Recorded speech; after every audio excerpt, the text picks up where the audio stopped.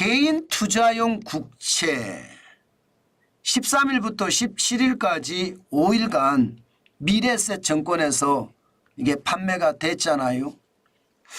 그런데 청약 결과가 의외로 나왔습니다.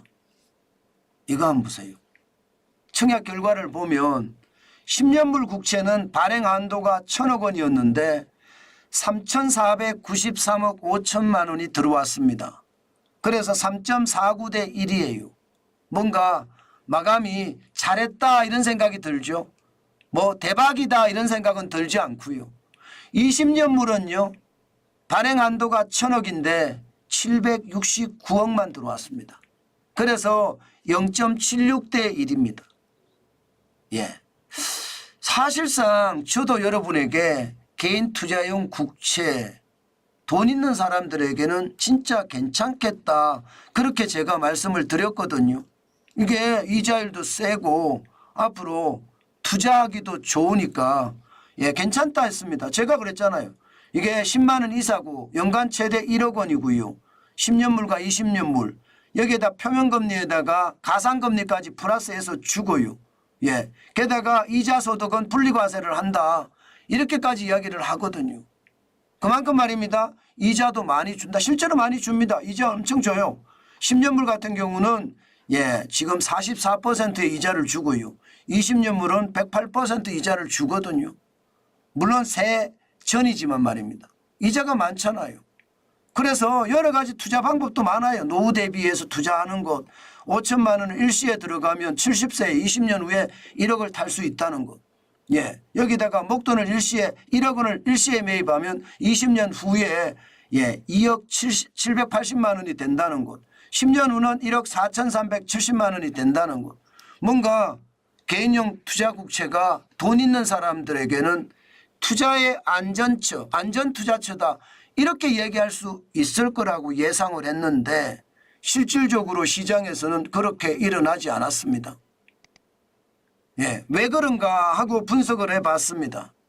분석을 했더니 의외의 답들이 나오더라고요.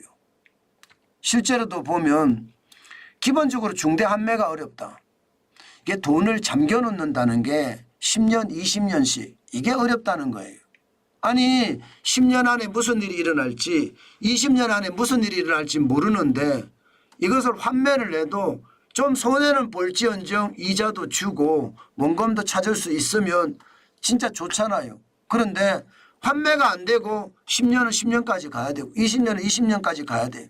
환매가 되는 경우도 있지만 이거는 뭐 이자가 다 날아가 버리니까 이건 누가 투자해야 이렇게 되는 겁니다. 게다가 자본이득이 없습니다. 자본이득이. 채권인데 일반적으로 채권은 쌀 때 사잖아요. 요즘 금리가 높으니까 채권이 쌉니다. 가격이. 액면가 가격이 쌉니다. 쌀 때 사서 금리가 내려가면 이게 올라갈 거 아니에요. 그럼 비쌀 때 파는 거. 이런 자본이득이 있어야 되는데 개인 투자용 국채는 이 자본이득이 아예 없다는 겁니다. 살 때나 팔 때 차익이 없다는 거예요. 게다가 금리가 10년, 20년 장기로 묶어 놓는데 이게 예, 4.4% 연으로 따지면 4.4% 20년을 묶어 놓으면 5.4% 연으로 따지면 이게 만족스럽지 못하다는 겁니다. 금리가 적다는 거예요. 게다가 이게 제품, 상품 자체를 타겟 설정을 잘못했다. 이 채권이라는 게 안전한 투자처가 맞잖아요. 안전한 투자처면 돈을 10년, 20년 묶어 놓을 수 있는 사람들을 타깃으로 삼아야 되는데 서민을 타깃으로 삼았다는 겁니다. 그만큼 돈이 없다는 거죠. 서민은. 서민은 돈이 없는데 채권 사라고 이야기하면 오히려 놀리냐 이렇게 이야기한다는 겁니다. 서민은 여윳돈이 없다는 겁니다. 그러니까 지금 개인 투자용 국채가 흥행에 부진했는데 그만큼 말입니다. 이게 시장을 제대로 읽지 못하고 시장에 잘 적응이 안 됐다는 뜻이에요. 그러면 앞으로 개인 투자용 국채 어떻게 변할까요? 아마 좀 변하겠지요. 이제 분석이 나왔으니까. 중도 환매 어렵다. 자본이득이 없다. 금리가 적다. 타깃 설정이 잘못됐다. 그러면 좀 더 분명히 바뀔 겁니다. 네, 지금 당장은 말입니다. 지금 당장은 뭐 안 바뀔지 모르지만 상속이나 강제 집행 외에 소유권 이전 불가거든요. 매입 1년 후부터 중도 환매 신청이 가능하기는 해요. 그렇지만 가상금리나 복리세제 혜택은 미적용됩니다. 다 빠진다는 뜻이에요. 그러니까 누가 투자하겠냐. 이번에 투자할 때도 보면 10년물은 뭐 3.49대 1이니까 선방했다에 선방했다. 대박이 났다가 아니고 20년물은 최악이다. 뭐 만기까지도 한도 물량도 못 채웠으니까. 그래서 조정해서 한도 물량은 채웠어요. 10년물에는 천억이 한도 물량이 한도 금액인데 이거 1,321억 원으로 높여서 채웠고요. 20년물은 그냥 769억 원만 한도 물량으로 정했습니다. 그래서 전체적으로는 10년물은 2.83대 1로 낮춰졌고요. 20년물은 1대 1로 조정은 됐습니다. 그렇지만 여러분 예상했던 것보다 20년물이 부진하죠. 다음 달에도 아마 10년물도 나오고 20년물도 나올 것 같아요. 매달 나와서 올해 안에 11월까지 1조 정도 국채를 발행한다고 했거든. 1조. 그러니까 다음 달에는 아마 10년물이 더 많이 나오고 20년물이 좀 더 줄어들지 않을까 뭐 그렇게는 생각을 합니다. 저는 여러분에게 그렇게 말씀을 드리고 싶습니다. 여윳돈이 있는 분들은 저는 해도 나쁘지 않다고 저도 지금도 생각합니다. 물론 장애 요소는 좀 바꿔질 거예요. 개선이 될 겁니다. 그러면 20년물이 문제가 있으면 뭐 10년물을 해도 뭐 여윳돈입니다. 당연히 여윳돈입니다.